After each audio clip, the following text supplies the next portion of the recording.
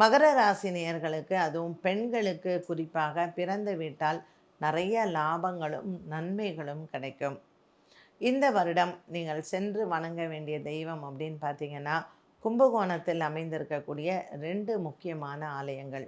ஒன்று உப்பிலியப்பன் ஆலயம் சென்று அங்கு திருவோணத்தில் உப்பிலியப்பரை சேவித்துவிட்டு வருவது ரொம்ப ஒரு நன்மையை தரும்.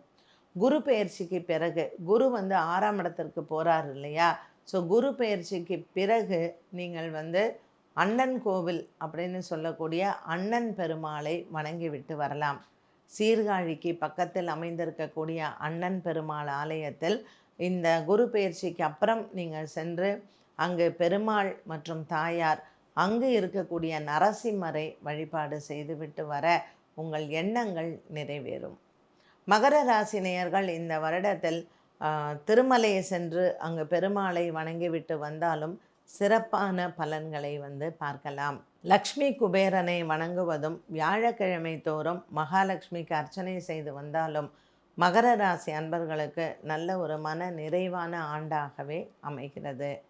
இந்த ஆண்டு கடன் வாங்கிறது, கடன் கொடுக்கறது மற்றும் வண்டி வாகனங்கள் வாங்கிறது, வீடு வாங்கிறது, இப்படி பலவிதமான சுப விரயங்களை சந்திக்க போகிறீர்கள்.